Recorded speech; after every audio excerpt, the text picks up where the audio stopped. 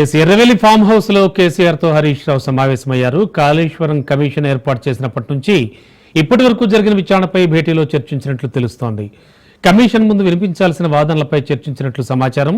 కాళేశ్వరంపై NDSA నివేదికను L&T తప్పుపట్టడంపై కూడా చర్చించినట్లుగా తెలుస్తోంది. వీటితో పాటు పార్టీలో ఇటీవల జరుగుతున్న పరిణామాలపై సైతం చర్చ జరిగినట్లు సమాచారం. ఇక కేసీఆర్ జూన్ 5న కమిషన్ ముందు హాజరు కానుండగా హరీష్ రావు జూన్ 9న హాజరవుతారు. అంతేకాకుండా BJP MP Etela Rajender June 6న కమిషన్ ముందు హాజరవుతారు. ఇదిలా ఉంటే కాళేశ్వరం ప్రాజెక్టులో అవినీతి జరిగిందని ఆ ప్రాజెక్టు విచారణకు తెలంగాణ ప్రభుత్వం జస్టిస్ పిసి ఘోష్ నేతృత్వంలో కమిషన్ వేసింది. విచారణ చివరి దశలో ఉండగా అప్పటి సీఎం కేసీఆర్, ఆర్థిక మంత్రి ఈటెల, ఇరిగేషన్ మంత్రి హరీష్ రావులు హాజరవ్వాలని ఆదేశించింది.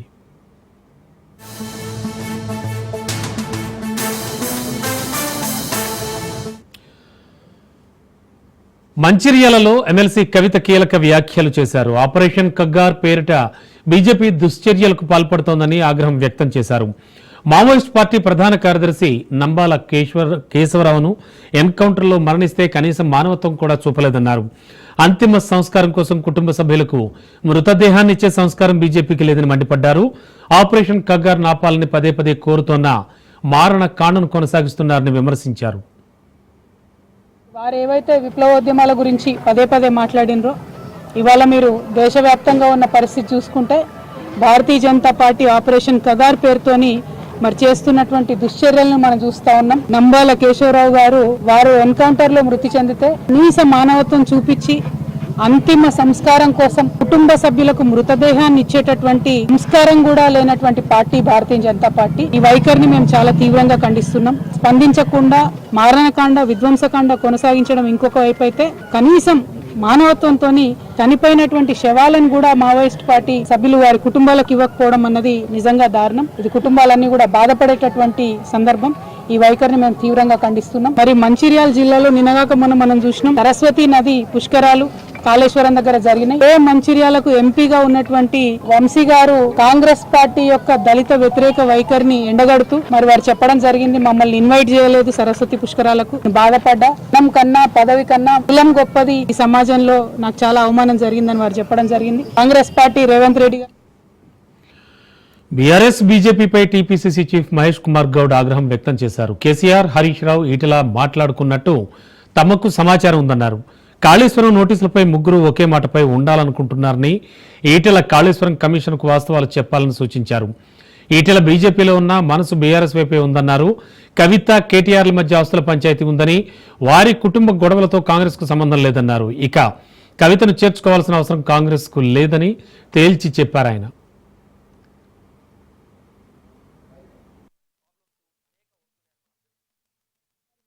ఈ రోజు వరల్డ్ నో టొబాకో డే 2025 అవగాహన సదస్సు, జాతీయ అవగాహన సదస్సును ఈ రోజు ఏర్పాటు చేయడం జరిగింది. ఈ రోజు పొగాకు వ్యసనం నుండి యువతను, సమాజాన్ని కాపాడేందుకు ప్రతి ఒక్కరూ నడుం బిగించాలి, కృషి చేయాలని ఓ పౌరుడిగా ప్రతి ఒక్కరూ ఈ యొక్క పొగాకు. తెలంగాణ రాజకీయాల్లో ప్రకంపనలు సృష్టించిన ఎమ్మెల్సీ బీఆర్ఎస్ నేత కవిత ఎపిసోడ్పై కేంద్ర మంత్రి కిషన్ రెడ్డి కీలక వ్యాఖ్యలు చేశారు. ఇది డాడీ, డాటర్, సిస్టర్, బ్రదర్ సమస్య అని, దానిపై బీజేపీ నేతలు ఎవరూ కూడా స్పందించొద్దని సూచించారు ఆయన. వారి కుటుంబానికి సంబంధించిన సమస్యలో వాళ్ల డ్రామాలో తాము భాగస్వామ్యం కామని స్పష్టం చేశారు. అలాగే తెలంగాణ ప్రజలకు కూడా ఇది సంబంధం లేని అంశమని కిషన్ రెడ్డి స్పష్టం చేశారు. డాడీ డాటర్ సమస్య, సిస్టర్ బ్రదర్ సమస్య. అది sister brother daddy daughter drama, అదంతా కూడా అది ఫ్యామిలీ డ్రామా. ఆ డ్రామాలో మేము పాత్రధారులను, సూత్రధారులను కాదలుచుకోలేదు. తెలంగాణ ప్రజలకు కూడా సంబంధం లేనటువంటి అంశం అది. అది ఇంటర్నల్ పార్టీ విషయం కావచ్చు, లేకపోతే ఇంటర్నల్ ఫ్యామిలీ విషయం కావచ్చు. ఆ విషయాన్ని తెలంగాణ ప్రజలకు సంబంధించిన విషయంగానో, రాజకీయ పార్టీలకు సంబంధించిన విషయంగానో, బీజేపీకి వ్యతిరేకంగా విషయంగానో మేము దాని గురించి స్పందించదలుచుకోలేదు. తెలంగాణ ప్రజలు కూడా స్పందించేటువంటి పరిస్థితి లేదు. అధికారం కోసమో లేకపోతే ఆస్తుల కోసమో వాళ్ళు చెప్పుకోవాలా. జరుగుతున్నటువంటి ఘర్షణ సమస్య, దాన్ని రాజకీయ అంశంగా, తెలంగాణ అంశంగా, తెలంగాణకు ఏదో పెద్ద అంశంగా మీడియా కూడా తీసుకురావడం దురదృష్టకరం. చిన్న అంశం ఇది. ఈ అంశం తెలంగాణ ప్రజలకు సంబంధం లేనటువంటి అంశం ఇది.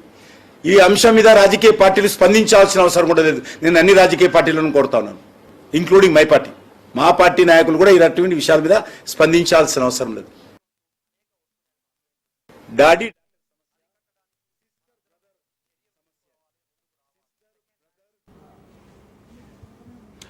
ఇక ఎమ్మెల్సీ కవిత ఆరోపణలపై ఎంపీ రఘునందన్ రావు ఫైర్ అయ్యారు. బీఆర్ఎస్ కుటుంబ కలహాల్లోకి కవిత బీజేపీని లాగుతోందని మండిపడ్డారు. బీఆర్ఎస్ లో ప్రస్తుతం కవిత చెల్లని రూపాయిగా మారారని విమర్శించారు. ఆ పార్టీలో కేసీఆర్ కుటుంబంలో జరుగుతున్న అంతర్గత గొడవల్లోకి కవిత బీజేపీని లాగుతున్నారని ఆరోపించారు. బీఆర్ఎస్ తో పొత్తు పెట్టుకోవాల్సిన అవసరం బీజేపీకి ఎంత మాత్రం లేదని ఆయన స్పష్టం చేశారు. బీజేపీ అధిష్టానం కానీ రాష్ట్ర నాయకత్వం కానీ ఆ దిశగా ఎలాంటి చర్చలు జరపలేదని రఘునందన్ రావు తేల్చి చెప్పారు. వద్దని వాళ్ళ నాయననే ముంచేసి బీఆర్ఎస్ చేసేసి ఆ బీఆర్ఎస్ ని వద్దనుకుని ప్రజలు బీఆర్ఎస్ ఇలా టీఆర్ఎస్ బీఆర్ఎస్ కవిత కేటీఆర్ కేసీఆర్ అనేది చెల్లని రూపాయలుగా మారిపోయినాయి తెలంగాణ సమాజంలో. తర్వాత ఏదో కొత్త కథలు వెళ్తా ఉన్నారు. బీజేపీ బీఆర్ఎస్ బీజేపీలో కలుస్తామన్నారు, విలీనం చేసుకుంటామన్నారు. అట్లా అప్పుడప్పుడు జనాలలో ఉండేందుకు టీఆర్ఎస్ పార్టీ లేదా బీఆర్ఎస్ పార్టీ ప్రయత్నాలు చేస్తూ వచ్చింది. టీఆర్ఎస్ పార్టీ కనీసం అభ్యర్థులు కరువైనరా లేదా వాళ్ళు ఎందుకు ఆలోచించారో ఏం ఆలోచించారో తెలియదు. కనీసం పోటీ చేసే పరిస్థితులలో టీఆర్ఎస్ లేనటువంటి పరిస్థితి. బిడ్డకో శాఖ, కొడుక్కో శాఖ, నాయనకో శాఖ ఇచ్చి మీరే చేసుకొని మిమ్మల్ని మీరే పెంచుకొని మీ ఆస్తులు మీరు పెంచుకొని మిమ్మల్ని మీరే ఎదుగుదలకు ఉపయోగించుకున్నారు తప్ప తెలంగాణ ప్రజలకు ఏం జరగలేదు. తెలంగాణ రాష్ట్రం రావాలని అన్నకో శాఖ, చెల్లెకో శాఖ, నాయనకో శాఖ, ఆస్తులు పంచుకునే శాఖలు పెట్టుకున్నారు తప్ప మీ ఆస్తులు పెంచుకున్నారు 10 ఏళ్ల తెలంగాణ రాష్ట్ర సమితి పాలనలో తప్ప తెలంగాణ సమాజానికి ఏం దక్కలేదు. అందుకనే మిమ్మల్ని వద్దనుకుంది సమాజం, మీ కుటుంబాన్ని దూరం పెట్టాలనుకుంది సమాజం. టీఆర్ఎస్ ఎలియాస్ బీఆర్ఎస్ కి వీఆర్ఎస్ ఇచ్చి పంపించేసి నీతో పొత్తు పెట్టుకోవాల్సిన అవసరం మాకేముంది? 2014 నుంచి 2018 మీ నాయన పరిపాలన తర్వాత 19 ఎన్నికలలో మేము 4 ఎంపీలు గెలిచిన వాళ్ళం. 2019 ఎన్నికలలోనే 4 ఎంపీలు గెలిచినాం. 24 వచ్చేసరికి 4ను 8 చేసుకున్న వాళ్ళం మేము. సో భారతీయ జనతా పార్టీ సొంతంగా ఈ రాష్ట్రంలో తన కాళ్ళ మీద తాను నిలబడుతున్నప్పుడు అందుకని ఈ పొత్తుల పంచాయతీలు, విలీనాల పంచాయతీలు, భారతీయ జనతా పార్టీతో బీఆర్ఎస్ పొత్తు విలీనం ఇట్లాంటి చర్చ ఏ రోజు జరిగిందని నేను అనుకుంటలేను. మా హైకమాండ్ తోటి కూడా ఎవరు జరిగిందని. ఇక ఎమ్మెల్సీ కవిత వివాదంపై బీఆర్ఎస్ పార్టీ సీనియర్ నేత కేకే స్పందించారు. కాంగ్రెస్ లోకి కవిత వెళితే మంచిదే అన్నారు. కవిత ఎపిసోడ్ లో ఎవరి ఒపీనియన్ వారిదే అంటూ సీనియర్ నేతగా తాను ఏం మాట్లాడలేనన్నారు. కవితతో కాంగ్రెస్ కు లాభం అనుకుంటే స్వాగతిస్తామని, కవిత చేరికను ఎవరూ అబ్జెక్షన్ చేయరన్నారు. పాలన అనేది ఒకటి తెలుసుకోండి. By the people, of the people, for the people మాటలు మాట్లాడతారు. ప్రజాపాలన అన్నప్పుడు ఫర్ ద పీపుల్ కాదు. ఇది ఫర్ ద పీపుల్ అంటే పీపుల్ గురించి చేయడం, బై ద పీపుల్ అంటే ఎలక్ట్ చేసుకోవడం, ఆఫ్ ద పీపుల్ అంటే పీపుల్ అడిగి పీపుల్కి ఏం కావాలో తెలుసుకొని చేయడం. కాబట్టి కవిత ఎక్కడ సూట్ అవుతుందో తెలియదు కానీ లీడర్ ఉన్న రేవంత్ లేదా పార్టీ ఏ దినమో సీరియస్గా ఆలోచిస్తుందో, ఎందుకంటే ఎప్పుడు అంత సీరియస్ తీసుకున్నట్టు లేదు కవిత మాటల్ని. ఏది కాంగ్రెస్ పార్టీ లోపల కోసం లేదు నాకు 6 మినిస్ట్రీస్ ఇవ్వండి. చూడండి, నేను ఒకటే మనము ప్రజలతో పాలన జరిపాలి కాబట్టి షీజులతో చూద్దామప్పుడు ఆమెతో నిజంగానే లాభం వస్తుంది అనుకుంటే మనకు అబ్జెక్షన్ ఉండకూడదు. కానీ ఆమెతో పెద్ద వస్తున్నట్టు నాకు కనపడతలేదు. ఇది పొలిటికల్ పార్టీస్ చదివి నేను కాంగ్రెస్ లో ఉన్న నా లెటర్ కూడా చూడండి.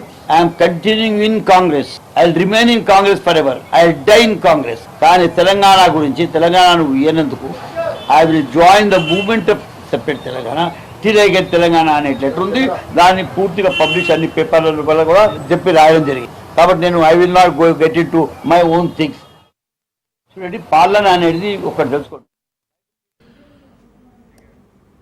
ఇక చిట్చట్లో మంత్రి పొంగులేటి కీలక వ్యాఖ్యలు చేశారు. కవిత సమస్య టీ కప్పులో తుఫాన్ లాంటిదన్నారు.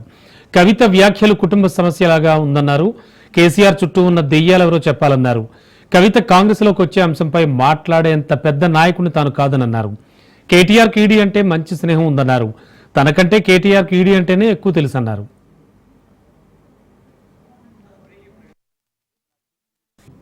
Welcome back. సొంత పార్టీపై ఎమ్మెల్యే రాజా సింగ్ మరోసారి సంచలన కామెంట్స్ చేశారు. తనపై యుద్ధం మొదలైందంటూ హాట్ కామెంట్స్ చేశారు ఆయన.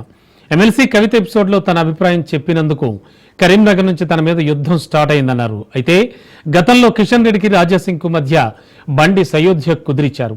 కానీ ఇప్పుడు లేటెస్ట్ గా బండి సంజయ్ను టార్గెట్ చేస్తూ రాజా సింగ్ వ్యాఖ్యలు చేయడం కమల దళంలో మరోసారి చర్చకు దారితీసింది.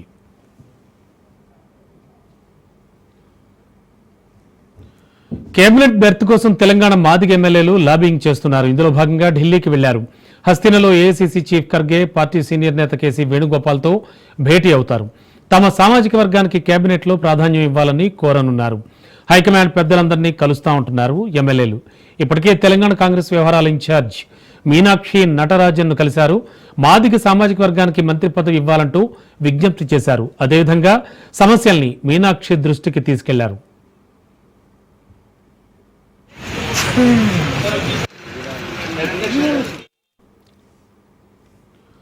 మహానాడు సభలో సీఎం చంద్రబాబు చేసిన వ్యాఖ్యల్ని మాజీ మంత్రి జగదీష్ రెడ్డి ఖండించారు.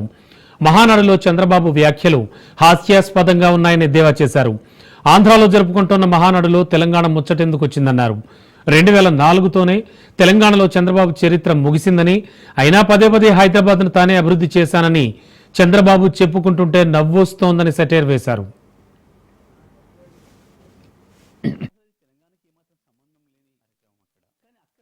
మాట్లాడుతూ ఇవాళ భారతదేశంలో తెలంగాణ తలసరి ఆదాయం నెంబర్ 1 ఉంది, కానీ దానికి కారణం నేనే అని మాట్లాడడం, పదే పదే హైదరాబాద్ నేనే అభివృద్ధి చేసిన, ఇవి చెత్త మాటలు లేని కొట్టేద్దామని అనిపిస్తుంది. కానీ ఒక అబద్ధాన్ని 100 సార్లు చెప్తే నిజమని నమ్ముతారు అని ఏదైతే మనం గోబెల్స్ సిద్ధాంతం గురించి మాట్లాడుకుంటున్నామో, గోబెల్స్ కూడా సిగ్గుపడే పద్ధతిలో ఉంటాయి చంద్రబాబు నాయుడు గారి మాటలు. వాస్తవానికి చంద్రబాబు నాయుడు గారు సమైక్య ఆంధ్రప్రదేశ్ లో పరిపాలన చేసింది. వారు మొత్తం కలిపి చేసింది 9 సంవత్సరాలు. 2004తోనే చంద్రబాబు నాయుడు గారి చరిత్ర ముగిసిపోయింది. సరే, వారంటే సీనియర్ నాయకుడిగా గౌరవం ఉంటది, అది వేరే విషయం. కానీ మాట్లాడే మాటలు విన్నప్పుడు మాత్రం చిరెత్తుకొస్తుంది. తెలంగాణ వాదులు వాళ్ళదైన పద్ధతుల్లో వాళ్ళు స్పందిస్తున్నారు సోషల్ మీడియాలో. మిత్రులు నిజమే, కొన్నిసార్లు వాళ్ళు పెడుతున్న పదాలు, వాళ్ళు వాడుతున్న పదాలు చూస్తే కూడా కొంచెం బాధ అనిపిస్తుంది. అంత హార్ష్ గా ఎందుకు మాట్లాడుతున్నారు మా వాళ్ళు అని. కానీ మీలాంటి వాళ్ళకు అదే సరైందేమో అనే భావన వచ్చేటట్లు ఉంది ప్రవర్తన. ఎందుకంటే 2004లో మీరు దిగిపోయిన నాటికి సమైక్య ఆంధ్రప్రదేశ్ ది తలసరి ఆదాయం 25,900, 26,000. ఇక ఆ తర్వాత మీకు పరిపాలన సంబంధం లేదు. 2014లో మీరు ఆంధ్రప్రదేశ్ 5 సంవత్సరాలు పరిపాలించారు. కేసీఆర్ గారు తెలంగాణ పరిపాలించాడు 2014 నుంచి 23 వరకు. మొత్తం భారతదేశంలో ఏ రాష్ట్రంలో రానటువంటి ఒక అభివృద్ధి ఒక్క తెలంగాణ రాష్ట్రంలోనే వచ్చింది. ఈ రంగం ఆ రంగం అని కాదు, ప్రతి రంగంలో అభివృద్ధిలో ఆకాశంలో దూసుకుపోయింది తెలంగాణ. 5 సంవత్సరాలు మీరు అక్కడ పనిచేసిండ్రు ఆంధ్రప్రదేశ్, ప్రత్యేక ఆంధ్రప్రదేశ్ ముఖ్యమంత్రిగా. అక్కడ పెరగలే ఆ పద్ధతుల్లో తలసరి ఆదాయం. ఒక తెలంగాణనే సమైక్య ఆంధ్రప్రదేశ్ విడిపడ్డ నాడు కేవలం 1,12,000 తలసరి ఆదాయం ఉంటే ఇవాళ 3,60,000 వచ్చింది, 3,70,000 వచ్చింది దాదాపు. ఇవాళకి కూడా నీ ఆంధ్రప్రదేశ్ తలసరి ఆదాయం 2.5 లక్షలు. చంద్రబాబు నాయుడు గారు దీనికి సమాధానం చెప్పాలి. మీరు నిజంగా మీ పరిపాలన అంత గొప్పదే అయితే ఎందుకు మీరు ప్రత్యేకంగా పరిపాలించిన ఆంధ్రప్రదేశ్ లో తలసరి ఆదాయాన్ని అభివృద్ధి చేయలేకపోయారు? ఆంధ్రప్రదేశ్ మీద మీకు ప్రేమ లేకన్నా ఎందుకు లేదు? 4 రోజులు ఉండి పాడుకొని పారేసే రాష్ట్రం కదా, మళ్ళీ ఎట్లాగా హైదరాబాద్ వచ్చి డెవలప్ అయ్యి హైదరాబాద్ కదా ఉండేది అన్న భావనతోనే ఏమనుకోవాలి మిమ్మల్ని? సంపద సృష్టి జరగకపోతే సంక్షేమ కార్యక్రమాలు చేపట్టలేమని, సంపద సృష్టి పారిశ్రామికవేత్తల ద్వారానే సాధ్యమవుతుందన్నారు సీఎం చంద్రబాబు. ఢిల్లీలో జరిగిన సిఐ వార్షిక సమ్మేళనంలో ఆయన పాల్గొని ప్రభుత్వ విధానాలు, ఏపీలో అభివృద్ధి, పెట్టుబడుల అవకాశాలు వివరించారు. సంపద సృష్టిలో ఏపీకి పారిశ్రామికవేత్తలు సహకరించాలని ఆయన కోరారు. Only the country which is having advantage India up to 2047, this will continue, and also if you plan properly, India will do service to the global community another hundreds of years. That is where I used to say we are inspiring time. Another thing today, technology is totally matured. There is a historical data for industry, everybody. There is a global knowledge is available. Artificial intelligence is matured. Quantum computing is coming. Even real-time data, either satellite. Polavaram పనులను మంత్రి నిమ్మల రామానాయుడు పరిశీలించారు. Irrigation ఉన్నతాధికారులతో కలిసి ఆయన సమీక్ష జరిపారు. గత బుడమేరు వరదకు గండ్లు పడ్డ ప్రాంతాల్లో సీసీ వాల్ నిర్మాణ పనులను పరిశీలించారు. సీజన్ మొదలయ్యేలోగా నిర్మాణ పనులు పూర్తి చేయాలని ఇప్పటికే పలుమార్లు కాంట్రాక్ట్ ఏజెన్సీలను అధికారులను ఆదేశించామన్నారు. పనులు నత్తనడకన సాగుతుండడంపై కాంట్రాక్ట్ ఏజెన్సీకి నోటీసులు జారీ చేయడంతో పాటు అధికారులపై ఆగ్రహం వ్యక్తం చేశారు.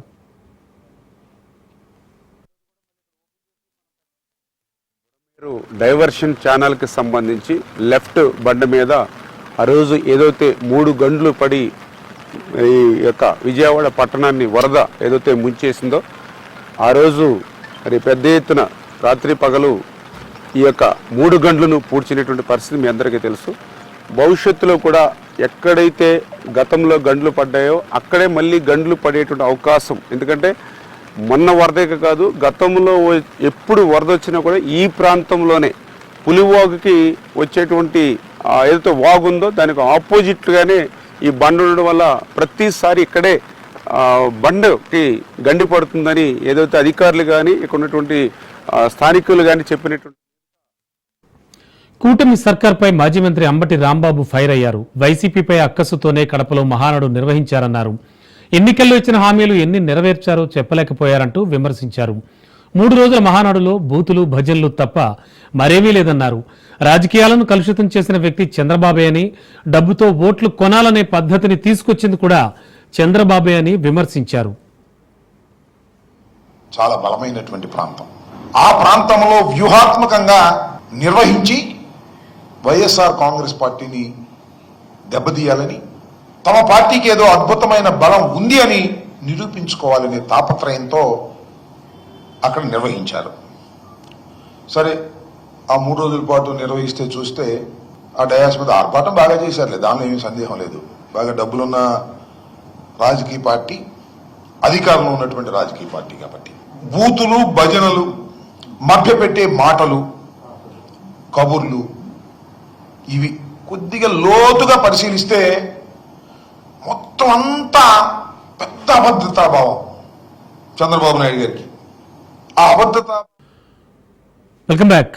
రాజకీయాల్లో శాశ్వత మిత్రులుండరు. రాజకీయాలకు బంధాలు బంధుత్వాలు ఉండవు. అధికారం కోసం ఎంతకైనా తెగిస్తారు. అధికారం కోసం ఏవైనా చేస్తారు. తండ్రి చాటు బిడ్డలుగా ఉన్నోళ్ళు ఇప్పుడు పొలిటికల్ సునామీ సృష్టిస్తున్నారు. పవర్ కోసం ఫ్యామిలీనే టార్గెట్ చేస్తున్నారు.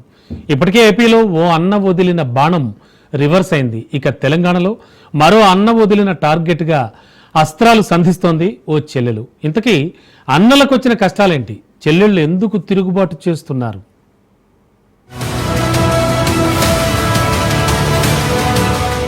శత్రువులు ఎక్కడో ఉండరా? కూతుళ్లు చెల్లెళ్లుగా ఇంట్లోనే ఉంటారా? అవుననే అంటున్నాయి తాజా రాజకీయ పరిణామాలు. ఆ సినిమాలో రావు రమేష్ డైలాగ్ తెలుగు రాష్ట్రాల్లో ట్రెండింగ్ అవుతోంది. ఆంధ్రప్రదేశ్ లో షర్మిల, తెలంగాణలో కవిత లేవనెత్తిన అంశాలను ప్రస్తావిస్తున్నారు నెటిజన్లు. జగన్ కు షర్మిల, కేటీఆర్ కు కవిత అంటూ తమదైన శైలిలో కామెంట్స్ చేస్తున్నారు. రెడ్డి గారింట్లో మొదలైన రచ్చ రావు గారింట్లోకి వ్యాపించింది అంటున్నారు.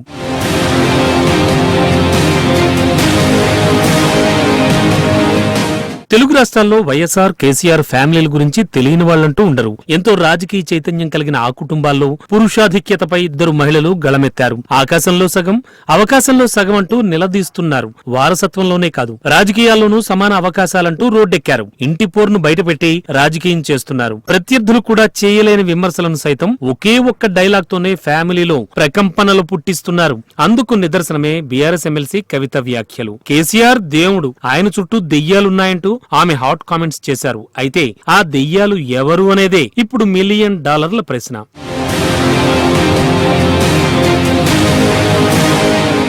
ఏ కుటుంబంలో అయినా సమస్యలనేవి కామన్. భిన్నాభిప్రాయాలుంటూ ఉంటాయి. ఆ తర్వాత సద్దుమణిగిపోతాయి.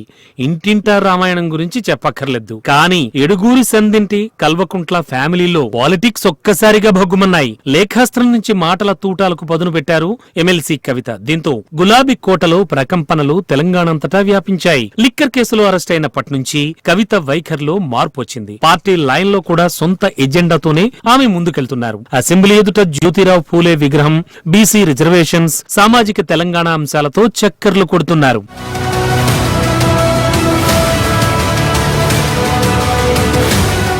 ఇక అటు ఏపీలో చూస్తే సేమ్ సీన్ రిపీట్ అయింది. వైఎస్ఆర్ ఫ్యామిలీలో అన్నా చెల్లెళ్ల మధ్య యుద్ధమే జరిగింది. వారసత్వం, ఆస్తులు, రాజకీయ గొడవలతో ఏకంగా కొత్త పార్టీనే పెట్టి చివరకు కాంగ్రెస్ లో విలీనం చేసింది షర్మిల. ఎన్నికల ప్రచారంలో అన్న జగన్ పైనే విమర్శనాస్త్రాలు సంధించింది. కేటీఆర్ అయినా, జగన్ అయినా, కవితైనా, షర్మిలైనా ఒకప్పుడు అన్నలకు అండగా ఉన్న చెల్లెళ్లు ఇప్పుడు తిరగబడుతున్నారు. రాజకీయంగా తమ దారి తాము చూసుకునేందుకు రెడీ అవుతున్నారు. బయటకెన్ని నీతి సూక్తులు వల్లించినా నేటికి ఆడబిడ్డలపై వివక్ష తప్పడం లేదు. మెజార్టీ కుటుంబాల్లో మేల్ డామినేషనే కొనసాగుతోంది. అందుకే కవిత, షర్మిల వంటి కొందరు పోరాటం చేస్తున్నారు. మరికొందరైతే మౌనంగానే బాధలు భరిస్తున్నారు.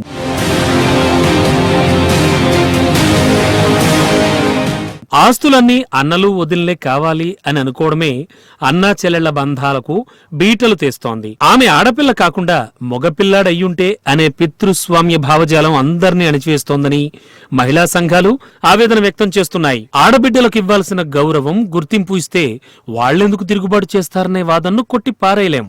రాజకీయాల్లో ఎవరైనా సొంత గుర్తింపు కోసం తాపత్రయపడ్డంలో ఏమాత్రం తప్పులేదు. పెళ్లిళ్లు, శుభకార్యాలకు ఆడపడుచులు కావాలి. కానీ తల్లిదండ్రులు కష్టార్జితంలో ఆడపడుచులు అవసరమా? ఇదేం రాజనీతి, ఇదేం న్యాయం అనే ప్రశ్నలు మాత్రం బలంగా వినిపిస్తున్నాయి.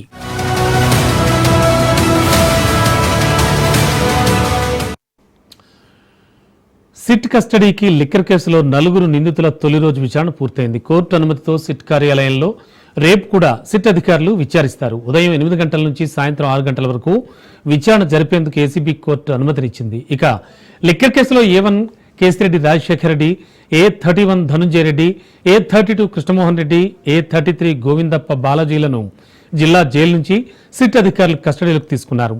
ప్రభుత్వాసుపత్రికి వైద్య పరీక్షల అనంతరం నిందితులు విజయవాడ జిల్లా జైలుకు తరలించారు.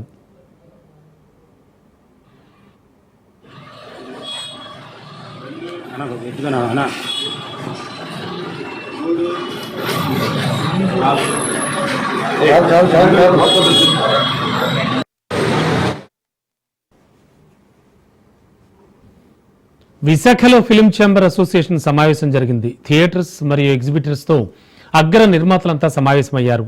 కీలక అంశాలపై చర్చ జరిపి కమిటీ ఏర్పాటు చేస్తున్నట్లు ప్రకటించారు. ఈ సమావేశంలో ప్రస్తుత సమస్యలపై చర్చ జరిపామని నిర్మాతలు తెలిపారు. థియేటర్స్ నిర్వహణ పర్సంటేజ్ కేటాయింపుపై ముఖ్యంగా చర్చ జరిపారు. థియేటర్స్పై జరుగుతున్న తనిఖీలను నిరంతరం జరిపే ప్రక్రియగానే జరుగుతాయని నిర్మాతలు అన్నారు.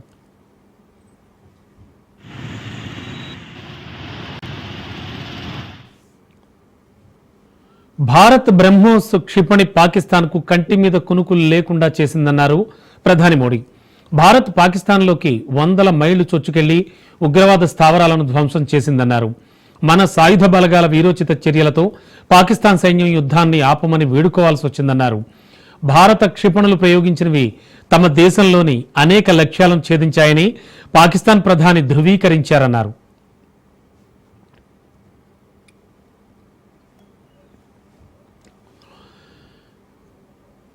అమర్నాథ్ యాత్ర నేపథ్యంలో కేంద్ర హోంశాఖ కీలక సమీక్ష నిర్వహించింది. అమర్నాథ్ యాత్ర సన్నాహకాలను సమీక్షించడానికి జమ్మూలో హోంమంత్రి అమిత్ షా ఉన్నత స్థాయి సమావేశం చేపట్టనున్నారు. ఇక ఇటీవల పహల్గామ్ ఉగ్రదాడి నేపథ్యంలో జమ్మూ కశ్మీర్లో భారీ భద్రతను ఏర్పాటు చేశారు. భారీగా సాయుధ దళాలను కేంద్ర ప్రభుత్వం మోహరించింది. జూలై 3 నుంచి ఆగస్టు 9 వరకు అమర్నాథ్ యాత్ర సాగుతుంది.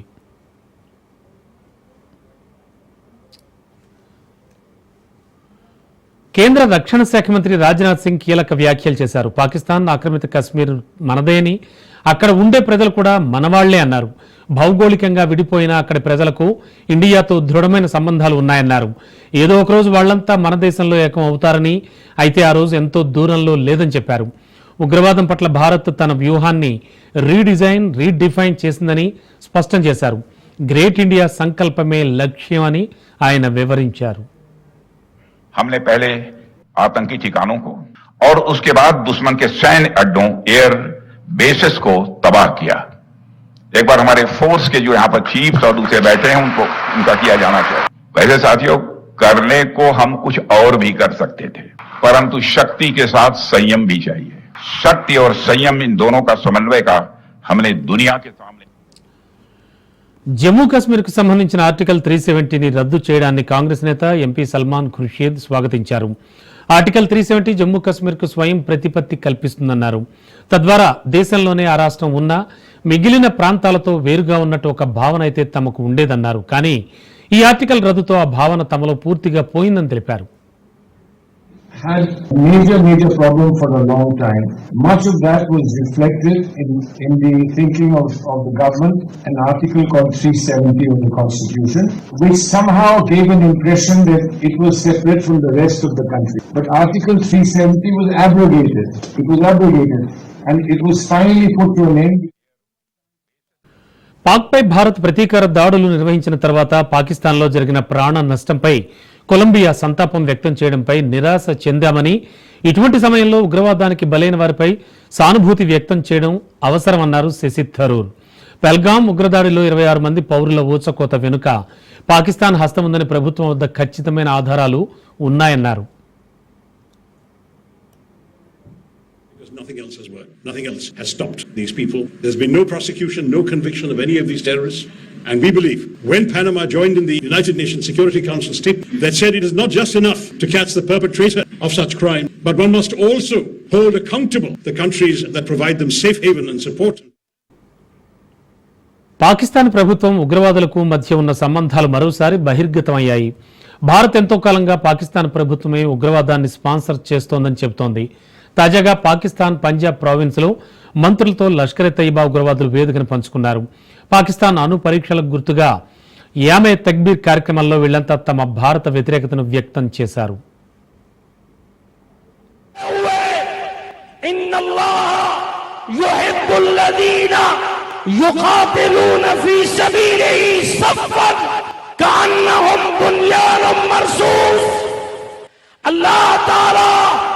उन लोगों से मोहब्बत करता है, प्यार करता है. अल्लाह की रहमत, नुसरत, गलबे उन लोगों के साथ है. ఇక దేశీయ స్టాక్ మార్కెట్ సూచీలు నష్టాలతో ముగిశాయి. అంతర్జాతీయ మార్కెట్లను చెందిన బలహీన సంకేతాలతో ఉదయం నష్టాలతో ప్రారంభమైనప్పటికీ కొన్ని ప్రధాన షేర్లలో కొనుగోళ్ల మద్దతుతో కాసేపు లాభాల బాటపట్టాయి. అయితే ఆటో, ఐటీ, మెటల్ రంగాల షేర్లలో అమ్మకాలు వెల్లువెత్తడంతో సూచీలు తిరిగి నష్టాల్లోకి జారుకున్నాయి. ట్రేడింగ్ ముగిసే సమయానికి సెన్సెక్స్ 182 పాయింట్లు నష్టపోయి 81,451 వద్ద స్థిరపడింది. నిఫ్టీ కూడా 82 పాయింట్ల నష్టంతో 24,750 వద్ద ముగిసింది. HCL Technologies, Tech Mahindra, Infosys, Asian Paints, Power Grid Corporation, TCS షేర్లు ప్రధానంగా నష్టపోయాయి. మరోవైపు SBI, HDFC bank, L and T, Bajaj Finserv shares లాభాలను ఆర్జించాయి.